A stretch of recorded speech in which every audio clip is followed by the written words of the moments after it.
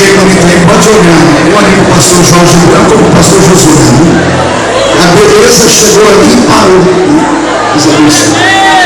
É uma alegria poder estar aqui nessa igreja mais uma vez. Aleluia. Nessa oportunidade com uma festa tão linda, que é a festa dos varões. Louva a Deus aqui pela superintendência dos varões, o pastor, Jesus. Doriel, é que escrever em língua estranha aqui para interpretar isso. O evangelista Josué, nosso coordenador, o Celestial, o Marcos, o Vilmar, o Marcos, Jari e o Adalto. Deus abençoe a todos vocês. Muito obrigado pelo convite. Um abraço ao pastor João Campos, que é deputado federal, meu amigo. Trabalhamos juntos ali em Brasília. E o dia que eu aprender a metade que o pastor João está esquecendo, eu já vou estar muito feliz. Porque ele é um grande homem, tem uma capacidade incomum. Deus abençoe a todos vocês. Quem trouxe Bíblia nessa noite? Abra sua Bíblia comigo no segundo livro das Crônicas. O capítulo é o de número 7. Se a sonoplastia puder me dar só um pouquinho de agudo aqui, que está muito grave, eu vou agradecer bastante. Mas aqui, o rapaz está aqui do meu lado. Segunda Crônicas, capítulo de número 7. Deus é fiel. E dar aqui um abraço também ao irmão Divino Rodrigues. O pastor, o presidente da igreja, falou dele, eu posso falar também. Agora eu estou livre, estou exonerado. O irmão Divino tem um sonho, e o sonho dele é nobre. E como o pastor dessa igreja está sonhando com ele, o crente que tem juízo deve acompanhar o pastor dele e acreditar que Deus pode fazer coisas grandes através da vida do nosso irmão. Amém. Segunda Crônicas, capítulo 7, quem encontrou, diga amém. Amém. Quem não encontrou, peça socorro. Todo mundo encontrou. Está escrito assim: e tendo Salomão acabado de orar, desceu fogo do céu e consumiu o holocausto e os sacrifícios, e a glória do Senhor encheu a casa. Os sacerdotes não podiam entrar na casa do Senhor, porque a glória do Senhor tinha enchido a casa do Senhor. Todos os filhos de Israel, vendo descer o fogo e a glória do Senhor sobre a casa, se encurvaram com o rosto em terra sobre o pavimento e adoraram e louvaram o Senhor, porque Ele é bom e porque a sua misericórdia dura para sempre. Glória a Deus! Fecha a Bíblia, coloca no banco na cadeira, pega na mão da pessoa mais perfumada do seu lado. Aproveita que ainda dá tempo. Atravesse o corredor, a faixa de casa. Vocês que estão assistindo pelo telão, pegue na mão do irmão que está do seu lado. Se alguém não quiser pegar na sua mão, chuta a canela dele. Isso. Isso aqui não é uma reunião comum, isso aqui é uma reunião de gente cheia do Espírito. Pegue na mão da pessoa com carinho até ela falar aleluia. Pentecostal que não faz barulho para quem deveria de condenação. Pai, nós resolvemos, nós te louvamos, e nós entendemos durante alguns segundos. Esse lugar ficará pequeno para o tamanho da glória que o Senhor vai mandar do alto dos céus. Daqui a alguns segundos, os que vieram tristes começarão a saltar com alegria. Os que vieram se arrastando devido às ruas do dia, hoje não voltam se arrastando, Senhor. Hoje voltarão voando nas asas de um vento. E o Senhor começa a ministrar a sua palavra. Cerca esse lugar com a sua presença. E um raio de 5 quilômetros, onde o vento derruba no chão. Eu tomo esses demônios seguros para subir aqui. E se não subirem, serão queimados com o poder da sua glória pelo céu. Faça o céu sobre esse lugar nessa manhã, Senhor. Manda o céu para perto da mão de Jesus. Esses anjos começam a trazer braços de coração. Começa a instalar essas casas em nós. E hoje eu quero um crente cheio do Espírito Santo.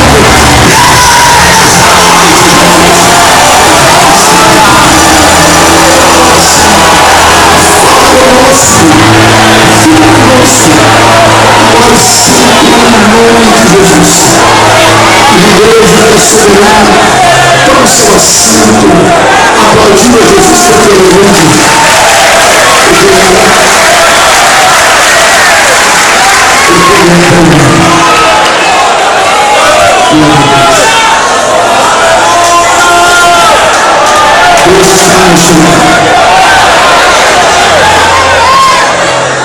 Queridos irmãos, qual é a câmera que me joga para o telão? É essa ou é aquela? Qual câmera que me joga para o telão? Então, filme bem meu rosto aqui agora. Vamos ver se o pessoal lá fora escuta também o que nós escutamos aqui. Só quem está assistindo pelo telão, dá um grito de glória a Deus de novo. Pronto, estão vivos. Um alô para vocês. Pastor Raio pediu para não esquecer de vocês. Vocês estão perto. Glória a Deus por isso. Queridos, eu prego o Evangelho de Cristo desde criança. Eu tinha 13 anos de idade quando pela primeira vez peguei o microfone como esse na mão. Tomei gosto pela coisa e nunca mais soltei. Amém. Hoje eu tenho 39 anos, sei que estou com cara de 50, não precisa falar que eu tenho espelho na minha casa. E nesses 26 anos pregando o Evangelho de Cristo, eu não tenho na minha mente nenhuma memória, nenhuma lembrança de algum culto que eu estivesse participando e Jesus não estivesse presente. Eu vou falar de novo porque alguns não entenderam. Eu disse que não há na minha memória lembrança de nenhum culto que Jesus não tenha operado. E esse não vai ser a exceção. Então eu estou muito tranquilo aqui. Eu me sinto confortável, até porque essa igreja é diferente de algumas que eu prego por aí. Aqui é diferente porque nos outros lugares eu sou obrigado a jogar fogo no povo. E aqui é o povo que joga fogo na gente. Eu vou tentar aqui ser o mais breve possível, mas também prometo que não saio daqui sem entregar tudo que está no meu coração. Nesses anos pregando a palavra de Cristo, eu já estive em mais de 60 países do mundo, ministrando em mais de 1.600 cidades do Brasil. Ou seja, 1/3 do nosso lindo país chamado Brasil eu fiz a pé. Então, o que não me falta é experiência. Então eu peço que você tenha paciência para me ouvir, que eu sou igual carrasco. É difícil pegar, mas depois que pega, não dá também. Abrindo a Bíblia, no segundo livro das Crônicas, no capítulo 7, é uma viagem. É uma viagem num tempo diferente. Uma viagem para um reino diferente. Uma viagem para um reino teocrático, onde os homens que ali governavam sob a tutela e a ordenança divina. Lembrar do dia da inauguração do grande templo de Salomão, a saber, o primeiro grande templo de alvenaria, e depois dele vieram os templos de Zorobabel, Herodes, etc. e tal. Mas esse foi o primeiro grande templo erguido a Deus, feito de alvenaria, fixo, estabelecido. Antes dele tivemos a tenda da congregação, posteriormente o tabernáculo, mas este santuário ficou marcado para sempre na memória dos hebreus, e aqueles que amam estudar a Bíblia ainda se deleitam com o dia da sua inauguração. A inauguração daquele santuário foi envolvido num manto de mistério e misticismo, capaz de fazer os teólogos modernos terem uma pane na mente. Ainda mais a Bíblia com tantas traduções que agora existem. Vamos pegar as primeiras traduções trazidas pelo Brasil e vamos ver que ali estava escrito que a glória do Senhor, ao encher aquele templo, era tão poderosa que os sacerdotes caíam no chão. Aí algumas traduções mais modernas, querendo tirar um pouquinho desse misticismo, dessa graça, dessa área metafísica que envolveu o templo, dizem que os sacerdotes não conseguiam manter-se em pé. Mas enfim, não importa como traduzam, o que importa é que aconteceu algo extraordinário na inauguração do primeiro templo estabelecido na terra. A Bíblia Sagrada diz que quem está governando neste momento é Salomão. Qual é o nome do rei? Salomão. Enquanto eu vejo o seu irmão, ele conhece Salomão? É Salomão. Não é o vendedor de colchão, não. Salomão é o filho de Davi, um dos 21 filhos que Davi teve. Para quem não sabia, memorize isso. Davi teve 21 filhos em sua existência. 20 filhos do sexo masculino e apenas uma menina, cujo nome era Tamar. E Salomão era de longe o herdeiro do trono de Davi, porque ele não era o primogênito, ele não era o mais visto, não era o mais querido.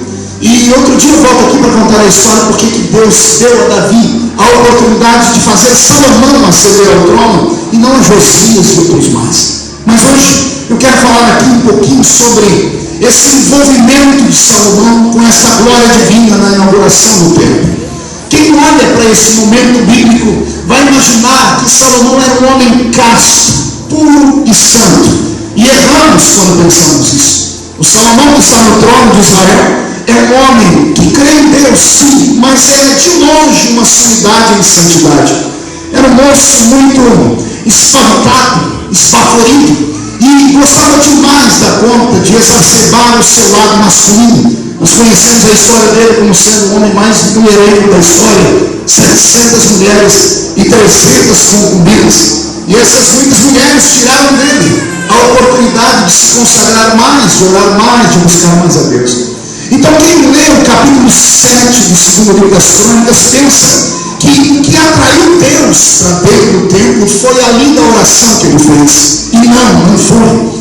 O que atraiu Deus para dentro do santuário naquele dia, porque Deus está quebrando uma regra. Há uma regra estabelecida desde a eternidade.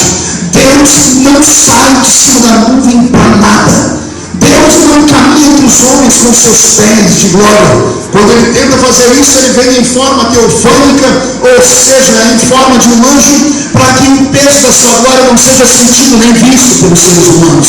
Mas aqui no capítulo 7 do segundo livro das Crônicas, Deus, o Criador do céu e da terra, resolve sair de cima da sua nuvem, da Shekinah, e ele não usa filtro. Ele não usa o filtro da teofania. Ele não desce em forma de um anjo, não anda como se fosse um homem, como por exemplo no encontro dele com Jacó no Vale de Jaboque. Era Deus, mas era Deus metamorfoseado em anjo, e por isso Jacó pode até se atracar com ele em uma briga. Mas aqui no capítulo 7 do segundo livro das Crônicas, Deus, do jeito que estava em cima da nuvem, em forma de fogo consumidor, envolvido na sua glória, do jeito que não estava, ele deixou tudo e entrou dentro do santuário.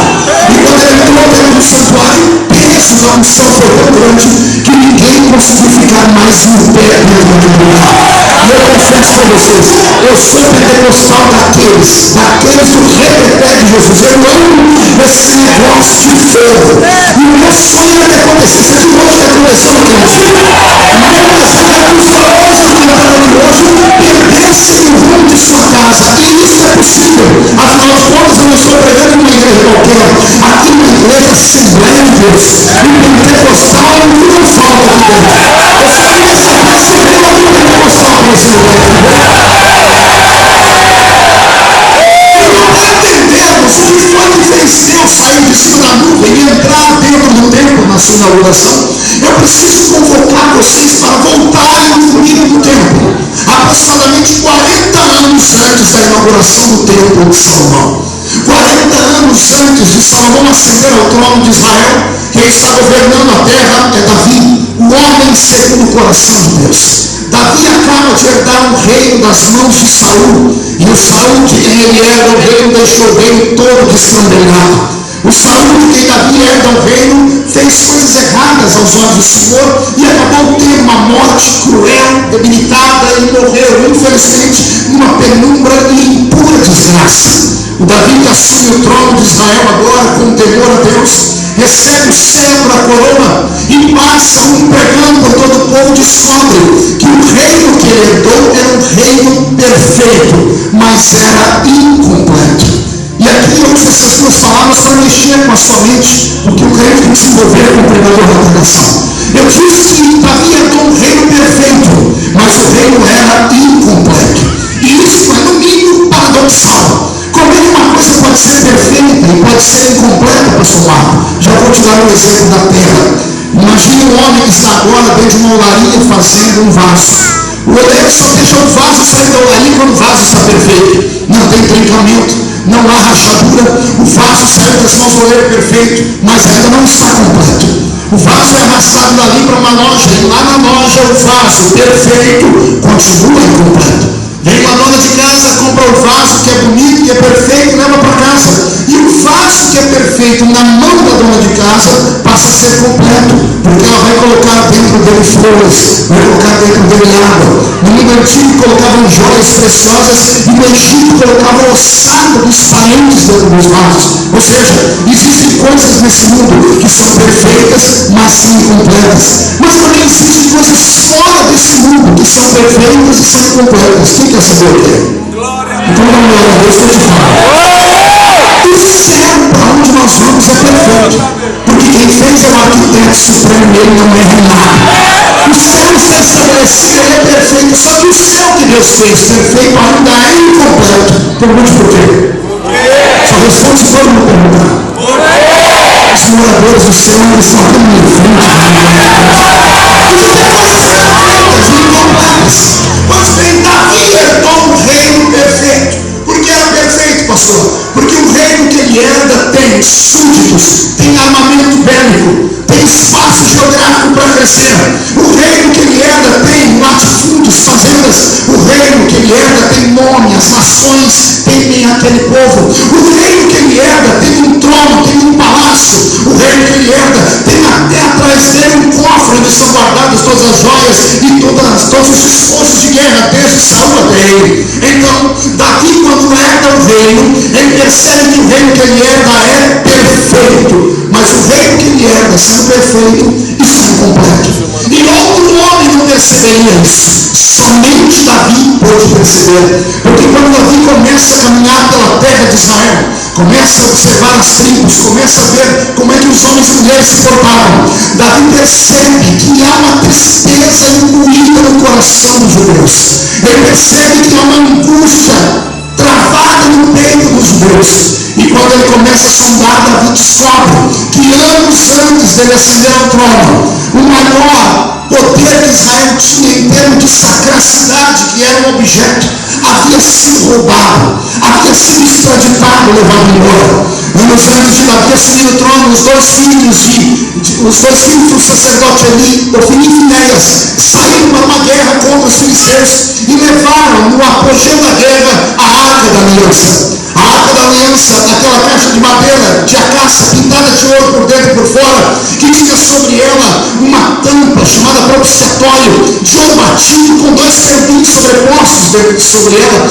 Dentro daquela arca havia o que de mais sagrado havia para os hebreus, que era um vaso de ouro com maná, as tábuas da lei escritas pelo próprio Deus de Deus e a vara de Arão que havia florescido. Todos nós conhecemos essa história de cor. Pois bem, quando Davi percebe que o reino que ele herda é perfeito, ele percebe que o reino está incompleto, porque não há mais fé entre os hebreus, não há mais louvor nos lábios dos hebreus. Também puderam, os homens que estão na época de Davi gravam dentro do peito a memória de que uma vez eles tiveram uma arca chamada de Arca do Concerto e sobre ela Deus descia.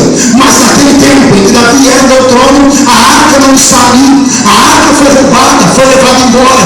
E então Davi, por ser um homem especial, por ser um homem temente a Deus, por ser um homem espiritual, percebe que o reino que ele herda é perfeito, mas é incompleto. Porque a maior riqueza que Israel tem não é a terra. A maior riqueza que Israel tem não são os latifúndios. A maior riqueza que Israel tem não são os seus armamentos bélicos nem os seus súditos. A maior riqueza que o povo hebreu tem até os dias de hoje é a presença de Deus, porque são um povo escolhido, zeloso e de boas obras. E eu quero mostrar apenas 5, porque eu começo agora a pregar. Porque quando eu vejo Davi herdar um reino perfeito e incompleto, eu sou obrigado a trazer aqueles dias para os nossos dias. Com todo respeito aos mais velhos, com todo respeito aos mais novos, eu não quero aqui alfinetar ninguém, mas eu quero aqui deixar aqui que os meus olhos têm visto por esses dias em que eu tenho pregado. A minha geração é uma geração bendita, é uma geração que herdou um reino perfeito, porque não há tanta perfeição em outro lugar quanto no reino que a minha geração herdou. Principalmente a minha geração assembleiana, porque sou assembleiano roxo, cheio do Espírito Santo, daquele que acredita em milagre, cura divino, batismo do Espírito Santo, interpretação de livro e profecia. A minha geração herdou um reino perfeito. Basta você olhar para a esquerda e para a direita e você ver a beleza desse santuário. E como conhece outros tantos existem dentro da Próspera Goiânia. E eu que conheço o Brasil inteiro, em cada lugar que vou é um templo mais bonito do que o outro. E quando eu entro dentro desses templos que representam o nosso reino, eu vejo a perfeição dos nossos reinos. Nós temos uma organização muito perfeita na área burocrática, que nós chamamos de convenção. Temos as convenções gerais, a estadual, temos as municipais, nós temos os departamentos, as igrejas com a sua presidência, nós temos as nossas pequenas paróquias, temos os trabalhos que são administrados por pastores, evangelistas, doutores da palavra, ou pelo irmãozinho lá na roça, cheio do Espírito Santo, que entregou a sua vida para a missão. Nós temos a nossa escola bíblica dominical, graças a Deus por isso. Nós temos aí os nossos cultos de ensino, ou seja, o nosso reino é perfeito.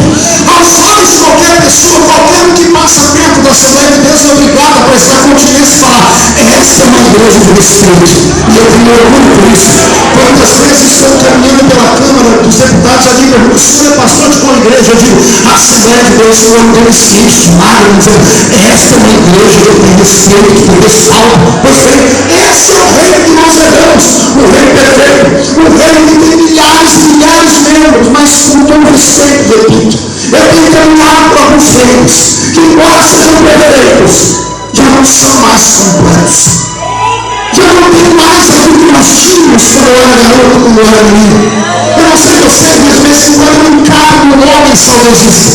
De vez em quando eu me pego sentado em algum lugar lembrando dos velhos que há uns anos, e quando eu vim para a igreja usando meu chinelo havaiano, na época que chinelo havaiano foi usado por pobre mesmo, não é como hoje, que até Gisele Bündchen usa na verdade. Ou seja, eu não me recordo dos velhos tempos quando eu entrava dentro de uma igreja como essa, e nós não tínhamos um som perfeito como esse. O som era tão ruim que a gente falava aleluia, que o povo entendia glória a Deus. Olha, nós não tínhamos tanta gente importante para pregar. Me lembro dos velhos cultos lá no salãozinho da Rua 1, quando eu ia ouvir o velho irmão ouvindo o Ramos pregar. Ainda está vivo, tem quase 90 anos. Pense no matuto da roça, analfa de pai e beta de mãe. Só tinha 2 dentes na boca o velho vídeo. Usava ele o atacante. Mas quando aquele homem abria a boca para falar, até os anjos davam glória a Deus. No salãozinho ouvindo o vídeo, passou a língua presa, com aquele português ruim, e diz assim: vamos ler aqui do livro de Exodo.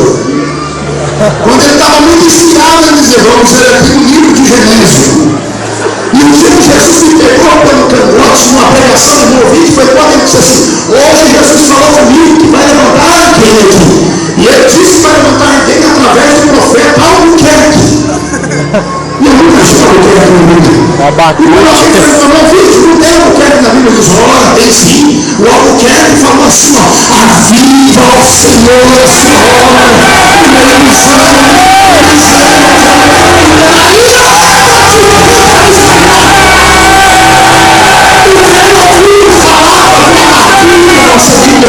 E eu creio que naquela época nós não tínhamos dinheiro para trazer grandes agitadores de águas, mas nós tínhamos dinheiro e condições de fazer mega shows. Os nossos filhos não tinham que comprar ingressos para ir assistir um cantor que se diz servo do Senhor, e que as pessoas para eliminar têm que amarrar uma faixinha na testa, tem que pular igual cabrinho, só no meio do passo. Pode me chamar do que você quiser, mas eu ainda sou assembleano cheio de Espírito Santo. Eu não estou criticando a musicalidade, não estou criticando a forma de se pregar, embora eu tenha um pé atrás, porque como sou pregador eu sou meio crítico, e cá para nós eu já não suporto mais ouvir algumas pregações por aí. Afinal de contas já não se prega mais a Bíblia.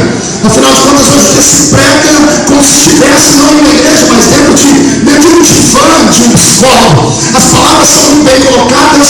Os profetas que inspiraram a mensagem não são da Bíblia. Foi o William Bonner, no Jornal Nacional do dia anterior, ou foi o profeta Google, ou o profeta Wall. Eu não sei como é que foi, mas eu sei que as mensagens hoje são feitas muito rápidas, como se fossem feitas em forma de micro-ondas, e o efeito é exatamente como elas, é rápido. As pessoas dão um grito aqui, quando sai fora da igreja, já nem sabe o que foi falado no grito. Eu venho de uma época que a avivamento não era traduzido em gritos e pulos. A avivamento era traduzido quando os crentes traziam doenças para o grupo, porque sabiam que eles se derreteram na presença de Deus. Eu estou aqui falando para uma geração, oxalá que essa palavra caia no seu coração, não sair por essa porta, você não sai como entrou aqui dentro. Porque com todo respeito, eu sempre digo isso, eu olhei aqui de cima quando o culto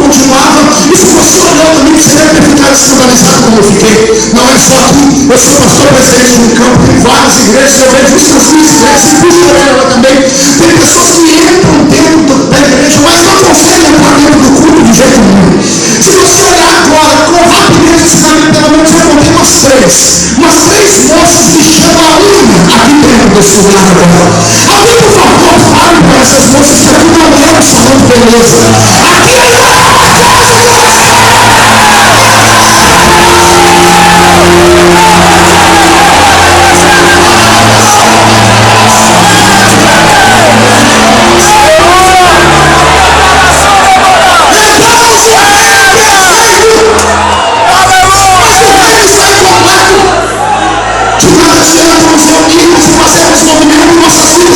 transformadas. Andamos pela rua e as pessoas vão notar que somos crentes. Eu não estou falando pelo tamanho do cabelo, nem pelo tamanho da roupa, mas pela expressão da sua fé. Davi herdou um reino, e o reino que ele herdou era perfeito aos olhos de pessoas naturais. Mas ele, que é homem segundo o coração de Deus, percebeu que não valeria a pena administrar o reino se Deus não estivesse ali. E o que Davi faz me arrepia. Oxalá, repito, pudéssemos copiar Davi nessa noite. Sabe o que ele faz, senhores varões? Davi empreende uma batalha onde não havia batalha. Ele passa pegando os soldados e convoca o exército para ir até o arraial dos filisteus. E alguém diz a ele, mas nós não estamos em guerra, tem anos que os filisteus nos deixaram em paz, deixa aquele povo para lá. E Davi insiste, não, eu quero ir lá no arraial do inimigo. E quando perguntam para ele por que, ele diz, eu quero buscar de volta o que é nosso. Levar a glória de Deus para lá. A glória de Deus está no lugar errado, não é lá. Tem que estar aqui. E eu vou lá buscar isso de volta. Começa a traduzir esse texto e dizer para você, está na hora de Deus levantar um exército entre nós. Um exército de homens e mulheres que quando entram aqui dentro sentem falta da graça, sentem falta da glória de Deus. Ô pastor, quando eles eram aqueles antigamente, né, de grito, de pulo, fique só sabendo que eu sou estudado. Pois bem, meu querido, eu também sou. Olha só que paradoxo também, não é? Porque dizem por aí que hoje em dia não há mais barulho nas igrejas, não há mais poder de Deus, nem cura divina, porque os crentes agora estão muito estudados. Os crentes vêm para a igreja com sua anel de formatura, nossos filhos são poliglotas. Ora, quem foi que disse que cultura humana rouba a presença de Deus quem tem intimidade com Ele?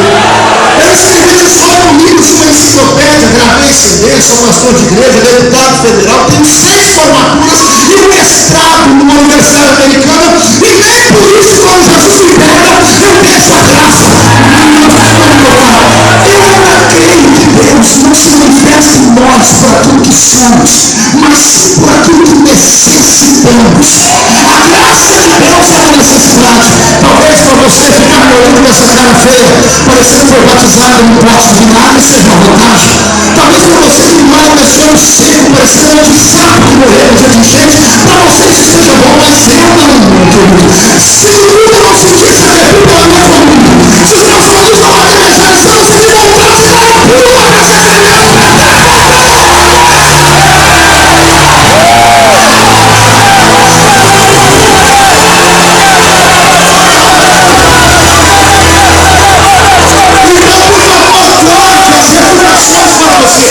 não venha dizer porque agora você é importante, não venha dizer que agora você amadureceu, porque isso não é sinal de amadurecimento. Na verdade, você não amadureceu, você enferrujou. Você já não sente mais falta da oração, você já nem ora mais. Você passa horas e horas à frente de uma televisão, como se fosse um zumbi amortecido. Você já não tem mais aptidão para ler a Bíblia, também pudera. Nada nela mais te atrai. Está faltando alguma coisa no nosso meio, senhoras e senhores. E o que está faltando dinheiro não compra. E o que está faltando não pode ser suprido pela beleza do templo ou pelo som muito bem colocado. O que está faltando tem que voltar. Eu vou repetir. O que está faltando precisa voltar. Eu vou falar de novo.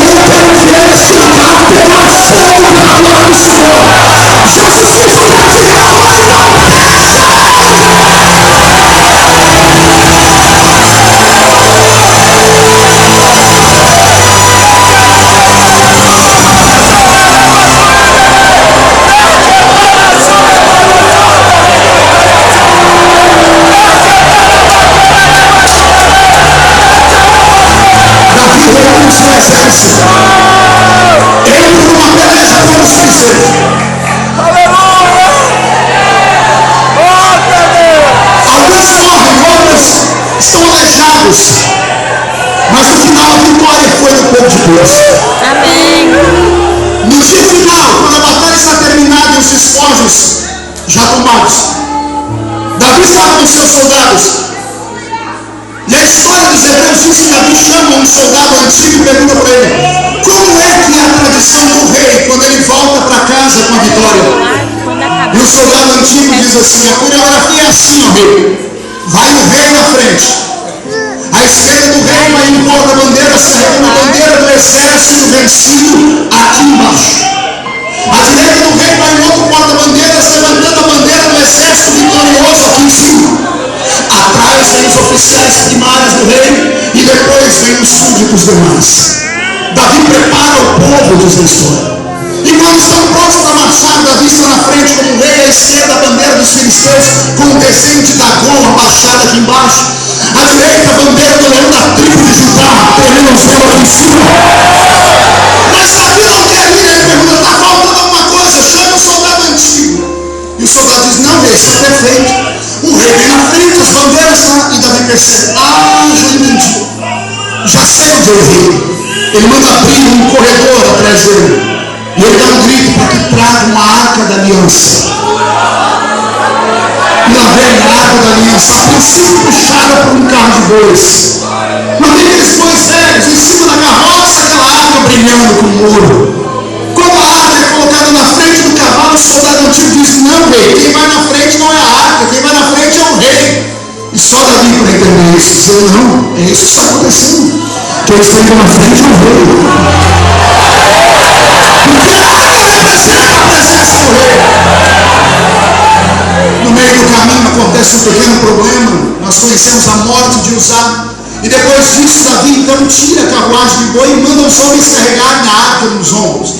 Só que para carregar a arca nos ombros, Davi cria uma situação que só ele para fazer. A cada 6 passos que eles davam, Davi mandava sacrificar um animal. Ou seja, a viagem que deveria durar apenas 30 dias leva 6 meses. E alguém diz: Davi, vai demorar muito. Davi diz: demora o tempo que for, mas eu não perco Deus de vista mais. Deus vai voltar e eu não perco mais ele de vista. E agora que a arca está caminhando a passos lentos, Davi chama um soldado e manda ele na frente em Jerusalém, falar com a sua esposa e mandar ela preparar uma festa de recepção. Mica, a mulher de Davi, conhecia muito bem essa parte de festa. Era filha de fazendeiro, era filha de rei, neta de fazendeiro, então viveu sempre no glamour. E festa era com ela. E ela prepara uma festa para um povão no meio do arraial de Israel e uma festa para os convívios especiais dentro do palácio.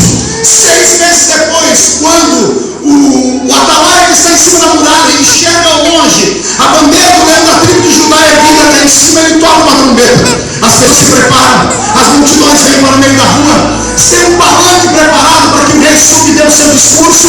E quando os portões de Jerusalém se abrem, todos esperam o rei entrar.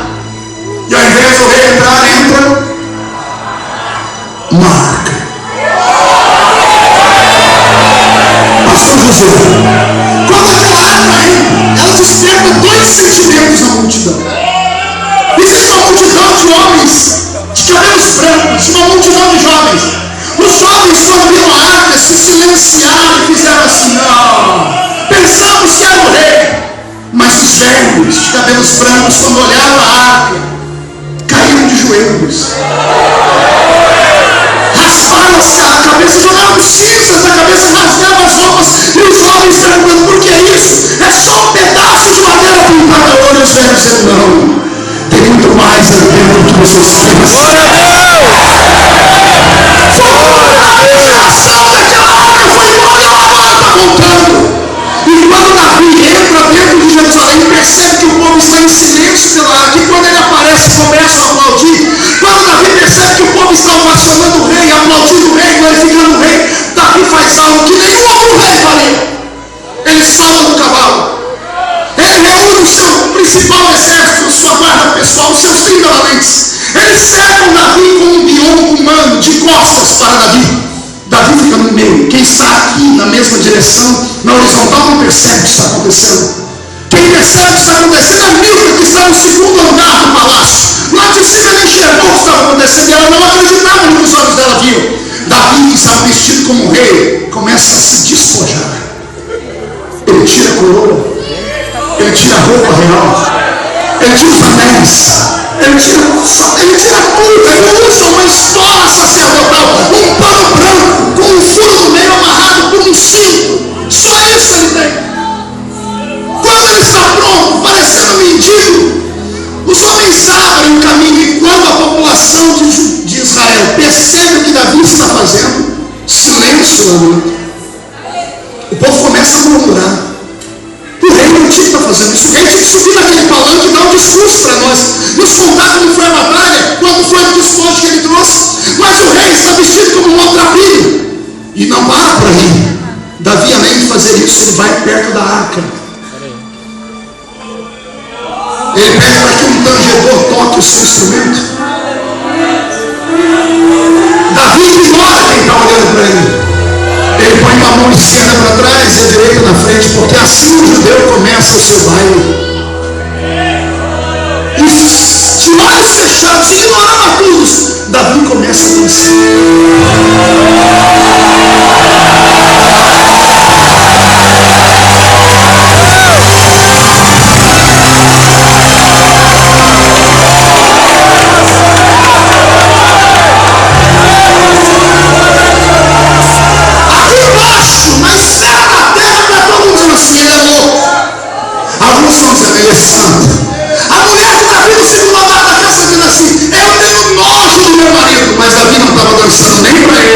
E nem para ela. Acima das estrelas, a janela do céu se abre.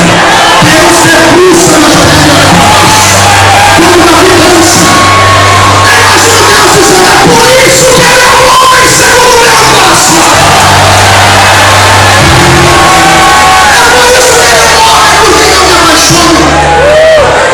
E Davi naquele dia fez o que nenhum outro homem teria coragem de fazer. Davi transfere os aplausos, os gritos, os assobios que vieram para ele. É a maneira de dizer: não sou eu que tenho que ser adorado aqui, é ele.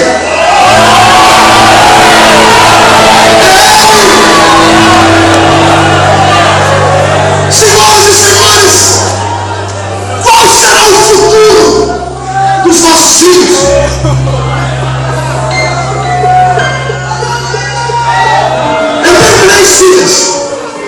Karen, Kathleen e Camille. Karen tem 17, Kathleen tem 11, Camille tem 9. Dia desse eu cheguei em casa conversando com elas, eu perguntei: como é que tá as coisas? Ela disse: ah, papai, tá tudo bem. Mas sabe aquele tá, sentar? Desliguei a TV, eu disse: vem cá, vamos conversar. Como é que tá a igreja? Ah, papai, do mesmo jeito. Apertei mais um pouquinho, a pequenininha entregou. Ah, papai, não dá graça de ir na igreja. Por que não, filho? A gente está sentado, é só chegar alguém mais importante, eles tiram a gente e mandam a gente sentar no chão. Tem 9 aninhos. Minha filha mais velha começou a falar outras coisas e de repente eu percebi que, como pregador avivalista, que ajudei gente no mundo inteiro. Alguém aqui já assistiu um DVD meu? Amém. Um homem que ajudou a gente no mundo inteiro estava perdendo a família dentro de casa. Por quê? Porque minha família tinha a infelicidade de estar congregando numa igreja que só tinha a estrutura de igreja.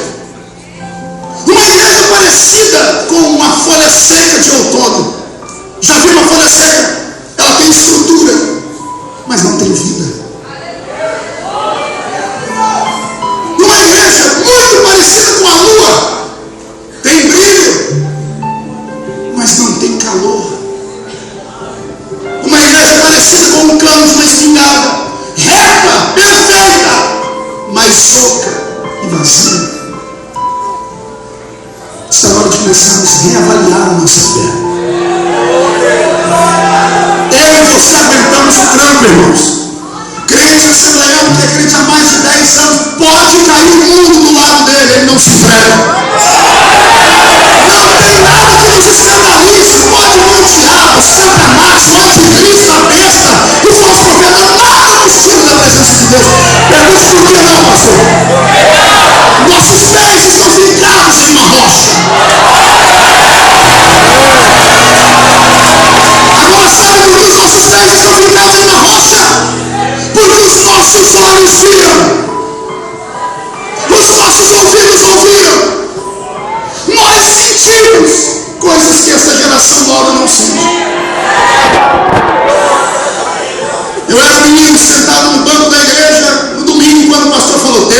Oliveira, ninguém falte. Vamos estar aqui recebendo um ex-defunto. Tá acabando aqui agora.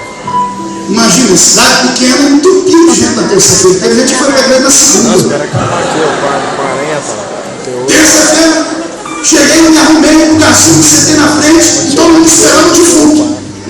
E chegou um ancião, e o pastor disse: irmão, sem mais delongas, já vamos ouvir o ex-defunto, pastor João de Oliveira. Eu era menino, pastor Jorge Branco.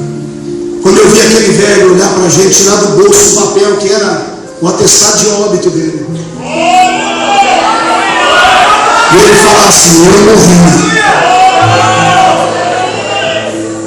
Aí eu tirei uma foto, ele dentro do caixão. Me colocaram dentro do caixão.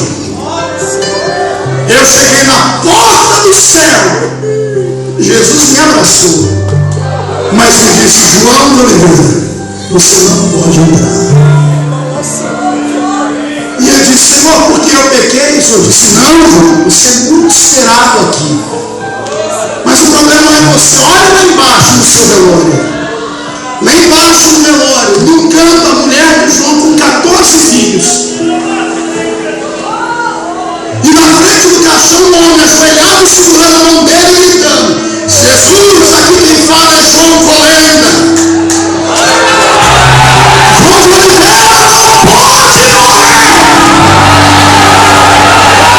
Eu não largo a mão dele enquanto o Senhor não ressuscitar, porque os filhos dele estão aqui. Jesus revolve João de Oliveira.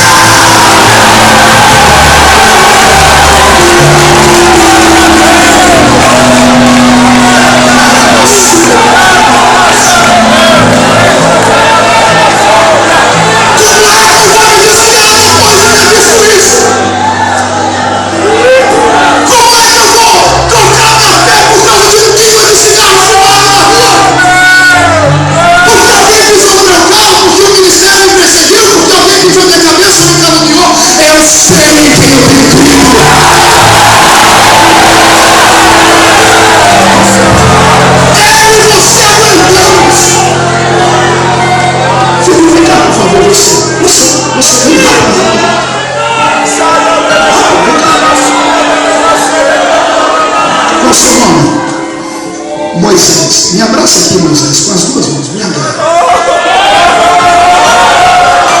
Eu aguento, mas e ele?